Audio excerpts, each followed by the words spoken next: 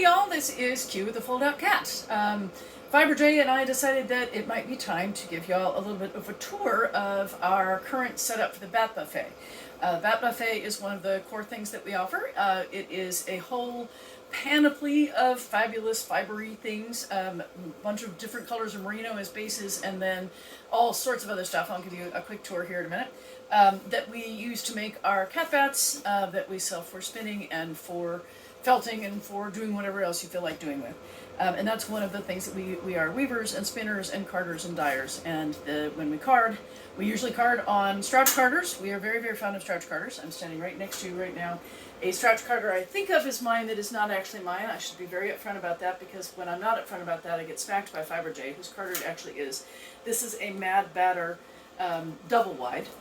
This is Strouch's, I would say, flagship carder. It is not motorized. You can get them motorized. We do not have a motorized one. We have a motorized one out there. I actually have, I counted them out the other day, 5 different pieces of fiber equipment that I have paid for that have been stranded by COVID-19. There's one in Virginia, there is one in California, there's one in Kentucky, there's one in North Carolina, and there's one in DC. So, you know, I have 2 Strouch carders out there to add to my fleet of carders, because of course I am also a teacher. I teach weaving and spinning and carding. And when I teach, I like to be able to bring enough drum carders for everyone in my class to have a reasonable shot at using one. Taking a drum carder class where, you know, you've like 8 students and 1 drum carder is my idea of nothing. So I am building my herd. Just as I build my herd, I have a bunch of my beautiful Ori floor limbs, and I have a whole herd of wheels. I like to give my students options. Choices. I like choices. So anyway, this is the carder that I usually card on. It is not my carder. It belongs to Fiber J. There, is that sufficient, Fiber J? Yes, good. Okay. Let me give you a quick tour of the Bat Buffet, and then I'm going to card a bat. This is not a carding class or lesson or discussion, so I'm not going to go into all the variables. There are lots and lots of variables that come up, and I might talk about a few of them as I'm carding, but mostly I'm just going to card so you can kind of see it in action. So I'm going to push the carder out of the way and show you our Bat Buffet, and also one of our Foldout cats. This is Hank. Hank, smile for the camera. Meow meow. Hi baby. Hi Meows. Yes, this is the Hank Meows. Hank Mouse is named Hank Mouse. He came to with the name Hank, and our friend Lindsay, who is Erin Lane Bags, does an event at Christmas time that she calls Hankmas, and so then he became Hankmas. And in my house, all pets, regardless of their actual species, are meows. So my partner Maker J's beloved late English Bulldog, no, Boston Terrier, no English Bulldog, Boston Terrier. Boston Terrier. I'm so bad with dogs. Boston Terrier Timmons was Timmons Meow, even though she was not a meow. She was so then he became part Harpsfield, though. That's true. So then she became, don't ask. Then he became Hank Meows, Hank Meow, and then he's Hank Meows. So this is Meows right here. That, however, is not the Bat Buffet. That is the Cat Buffet. Aha! I went there. Okay, thank you. I'm here all week. Tip the veal, try your waitress. If you can actually get over here. I'm coming. So here's the deal with the Bat Buffet right now. I had a studio. You can see the pretty building that it's going to live in back there. I had a studio in an external building in the Huntsville area called Low Mill, which is a reclaimed textile factory that's full of artists, and I had a studio there for 4.5 years, and it was wonderful. When COVID-19 hit, I closed it. The Low Mill opened back up fairly shortly after COVID-19 hit our shores last year. I did not feel that that was safe at all, so, and nor did a lot of other artists, so I kept it closed. And late in the year, I wound up buying a house. Thank you, Dad. That was made possible by my late father, and the house is named for his favorite animal. He was a great fan of owls, and so this is Owl House. And I bought this property in part because it has a 4-car garage on it, which is the building that Fiber J pointed out. I had 1 car. I had 2 trailers. Even all those things together cannot fill a 4-car garage. However, a fiber art studio can fill a 4-car garage. So I am going to have it renovated into a studio. I love it when people say, yes, I'm renovating my studio. And I'm like, what, are you hanging the drywall? You're doing the plumbing? Are you connecting the electrical wires? And they're like, no. Okay, you're not renovating. You're having it renovated. So I'm trying to be very upfront about this. I have none of those skills. I am going to have it renovated into a proper studio. Right now, I am running a weaving, spinning, carding, dyeing studio from Owl House, which also has, what are we up to, 8 cats? Yes. 5 feral cats that I rescued and 3 rescue cats that I'm keeping and everything else for life, like beds and food and sourdough starter and whatnot. So the Bat Buffet is crammed into a very small space right now. This is the merino part of the Bat Buffet.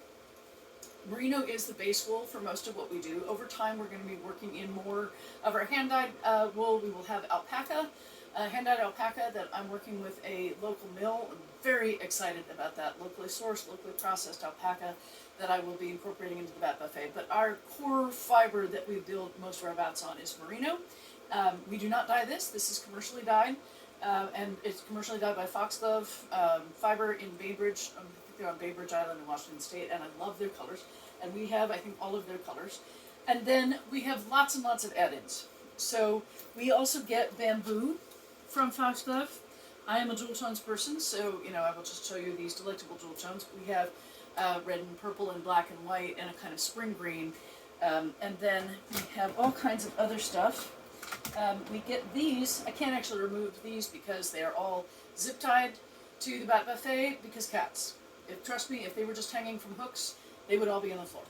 And that's leaving aside my clumsiness. So these are what they're actually called woolly bun crumbs. Fiber likes to call them bunny butts.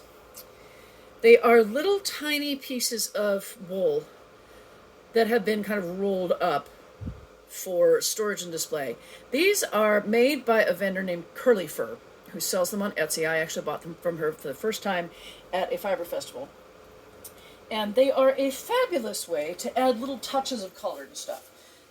Like, if you're making something and you just want the tiniest little bit of fuchsia, you can just pull out one of the woolly bun crumbs, stretch it out a bit, throw it on the carder on wherever you want your tiny little bit of fuchsia, and hey presto, you have a tiny little bit of fuchsia, and you don't have to use an entire quarter-ounce piece of fuchsia. That, by the way, all of these are torn into quarter-ounce pieces. Our standard bats are 2+ ounces, and so when we do this at festivals, we do custom bats. We do lots of pre-carded bats. That's what we sell on WAFA every month on the Golden Fiber Arts community. But we also do custom bats at live events. You can come and you can shop. We hand you a bowl, and you shop all of the add-ins. You shop all the wool. You put together your bat in a bowl, and then we weigh it on one of our handy-dandy scales, and we card it for you right there and then. So these are all torn into quarter-ounce pieces because that makes it easy to figure out roughly how much wool you have and how much your bat is going to weigh. So if you're, if you say, well, I want to make a 2-ounce bat, and I want to put silk, and I want to put Angelina. Okay, Angelina doesn't weigh anything. So silk and bamboo and wool in that. All right, well, you can't have a full 2 ounces of wool because then you're going to run over. So you pick 6 quarter-ounce pieces. You have 1.5 ounces of wool. Hey, presto, you have a 1/2 ounce that you can use to play with add-ins. We have a handful of, a bin full of scraps of various kinds. It's always kind of a challenge to pull these out of here. Whee! There we go. And this comes from my Saori weaving and teaching. These are, these are the ends that you might weave in. These are the salvages from fabric. There's a piece of mylar from an Easter basket. This is a little scrap of fabric from, I used to do a lot of crocheting with fabric, and that's a scrap of fabric from there. There are ties in here from a friend's hand dyeing business. There's all kinds of stuff in here. I should actually kind of pull that apart a little bit more so you can see that. And I have boxes of these. And these are called treasures in Saori weaving. And every once in a while I like to mix a handful of them into bats. Let's see, what else do we have up here? We have me straining and hopefully not to drop things on myself. Okay, we have a few scraps of yummy soft alpaca. This is from a different source. This is just something that I had lying around that I decided to put in the Bat Buffet. We have hand-dyed mohair locks. We did not dye these. They were dyed by another independent dyer. We have some hand-dyed camel in various shades that we got on the Wool and Fiber Arts community last October, I think. We have some Angora. Beautiful soft Angora that was also from a WAFA vendor. So this is kind of a catch-all bin. And as I say, or as I hope I said, perhaps I have not said and will say now, these are all things that we will card into wool bats for sale and also on a custom basis. Let's see, we have nets. Let's see if I can get this open without dropping them. You can just show it through the bottom of it, actually. Can I do that? All right, so we have wool neps, little bits of felted wool that add great kind of tweedy texture to stuff. We have, this is mostly dyed Firestar and also hand dyed Firestar, but not ours. This is hand dyed by Nick White, who does great fiber. If you do not know his stuff, I highly recommend it. And then down here we've got lots of offcuts of wool from various places. We get that kind of mill ends and tail ends of all kinds of things. And that's what's in most of these. This tower also? Yes, that's all offcut. This is our current bin of locks from various sources. They're Not hand-dyed by us? No. A few in here from Unplanned Peacock. Number of them in here from an acquaintance of mine named Nicole, who runs a fiber arts business in Star Tannery, West Virginia. Which reminds me, I need to get in touch with her because I really like her stuff and I'm running low. We have sari silk. And that's sari silk, mostly sari silk threads. We also have sari silk roving, which is the same stuff, but it's been seriously processed, so that's very, very soft and easy to pull apart. And this, you can spin just this stuff, but sari silk is not elastic at all. It's spinning with thread. And if you spin, if you use just that, where was that sentence going? Man, I have to try and figure that out now. Yes, sari silk, not elastic, doesn't stretch. It's not like wool or other animal fiber, and it also it's the roving, the second stuff I showed you that pulls apart really easily. It's very short staple. So we card it into bats, typically so that it can be spun or felted alongside fibers with a longer staple. And let's show all our sparkles right now. And we show our sparkles. All right, we got some silk of various kinds in here as well. I've got some cotton in there, but let's finish up with the sparkle. This is our Angelina collection. Angelina is a fiber that it's an entirely man-made fiber, as if you couldn't tell by the color, and it's a fiber. Hello, meows. It's a fiber that was made originally for industrial uses, and it's still used in industrial uses. Not in most of those colors, but there are a couple of these. There's actually an Angelina tin on here that is aluminum fibers, and there's an Angelina tin on here that is actually, I think, copper fibers. So we have 80 plus colors of Angelina. We really like sparkle. Our other partner, Maker J, is a Chaos Fairy, and he's kind of addicted to sparkle. And we like to put sparkle in lots of things. We do make sparkle-free items for the people in the world who are not sparkle people. We respect that choice. We do not necessarily enact that choice, but we respect it. And we have Firestar for the people who like sparkle but like it to be a little understated. If you're not the understated sparkle kind of person, then our Angelina wall is your friend. So you'll find Angelina in a lot of our bats, not all of them, but a lot of them. So that is the buffet as it currently stands. When it's in its own room, it takes up a little bit more space, a little bit easier to access, and fewer things are actually in bins. Behind it, by the way, is a shelf that is mostly full of dyeing equipment of various kinds for teaching dyeing and doing dyeing outdoors and doing dyeing indoors. Most of our currently active stuff like that is in my kitchen, aka my dyeing studio.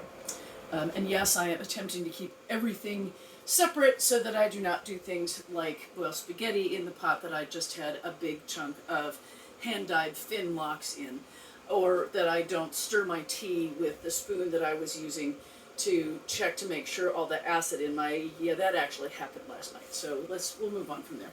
All right, yes, I need my hands, so I'm going to put you down. And the cat is like, no, I'm sorry, baby, I have to put you down. Yes. All right, so bit of a tour of the Bat Buffet. So now I'm going to card a bat. This is, well, I won't give that surprise away. This is a bat kit put together by Maker J, and I'm not going to be able to take a headshot of this one, so we'll have to do that afterwards. Usually when I'm carding for sale, I will take pictures of the bat from this point through to the last shot of it when it's been carded and it's rolled up, so that then I can make headshots of the ones that don't sell in our lives so that people can buy them out of our album. You move your hands out of the way. I'll move my hands out of the way. I'll get a still shot and we can snap it out. Oh, what a good idea. Thank you. All right. All right. So this is a kit put together by Maker J, and this is called, like, totally awesome. Oh my god. which I think is funny because of the three of us, I'm the one who grew up in the Valley Grill era. And we have... He grew up in the valley. Oh, fair. Yes, that's true. All right, so we've got... This one is a little bit understated. I'm kind of worried. I feel like it needs a few pops of color that it really doesn't have. That would be my sarcasm face, in case anybody was wondering. And so what I do, the first thing I do when I toss out the ingredients in a vat is I figure out what I'm going to do with them. All of these are going to be add-ins. So are these. So everything we're doing this month has our hand-dyed stuff in it. So this is hand-dyed fiber. This is hand-dyed fiber. And this is hand-dyed fiber. This is hand-dyed Firestar. And I think the rest of this, I think some of this Firestar, we dyed that too. The locks we did not dye. We have just started dyeing locks. So I'm going to move my add-ins for a minute. And just drop them. Don't worry, I'm not dropping them on the floor. But I'm getting them out of my way. I'm going to figure out what I have big enough pieces of that it can be kind of the basis for the bat. As I said, there are lots of different ways to card. The way I default to carding, if I am not thinking about it, is I card, I look for the bigger pieces and I either card them and lay the add-ins down over them, or I card the add-ins into them, and I'll do a little bit of both for this. I'm just kind of playing with colors here. Yeah. So often what I default to when I'm carding is a spectrum. And I guess I could do that instead. I don't know. Do you want to vote? I do like the green-blue pairings over here. Mm-hmm. How about put black on each end? Yeah, I think that's a good idea. All right. So we'll do that. No mouse. That would be Hank Mouse knocking over a bin. But no cats were harmed in the making of this video, and no bins were harmed in the making of this video, so we're fine. All right. So let's see. I'm going to bring my add-ins up here and see what goes with what. So when I'm looking at something like this, there are a couple of choices. Well, of course, I always say things like that. I'm like, actually, there are more than a couple of choices. But the choices that I see are I can keep like colors together, or I can separate like colors. Right now, I'm keeping like colors together, and I'm going to see how that balances out. These are kind of multicolored. That's pink. That's the scrap of blue that I missed before. Green. Green. Also green. Doesn't want to let go. We'll put the yellow in there. Okay, we have nothing going on. Oh yeah, you want to put that in there? All right. So push this one yellow and push that one orange. So we're going to put this pink in here. We're going to put this orange in here with the yellow. And then I'm going to mix this pink. Put this one over here and put that there. Okay. That way that'll blend into that. All right, so I'm putting this one in the black then. Oh, okay. You didn't have to, and you don't have one in this black either. Yeah, but that black has Sorry Silk in it. Oh, I'm okay. not putting anything in that one. Mm-hmm. Where is this going? Actually, here's what we'll do. Okay. Put a little pink in the green. Okay. All right. So, 1, 2, 3. No, okay. So we're just going to start. So, when I have a lot of mix-ins, I do one of two things. Either I blend the mix-ins into each piece that they belong with. So, for example, I would take this piece of black and this piece of Funky Firestar and blend it together. And I do each strip by itself, and then I remix them. Or I mix them all at once, and then I recard the whole thing. So for brevity, I'm going to do that. Yeah. So I'm just going to start. We're approaching 20 minutes, so we're going to do a second part of the video. So what I'm going to say is I'm going to give you a quick preview for something that's going to happen in the next one. Oh, there's funny things happening with the light. All right. So see you in the next video. We'll pop up on part 2, and you'll actually see this get carded and see the final product. Rockin'. See you soon.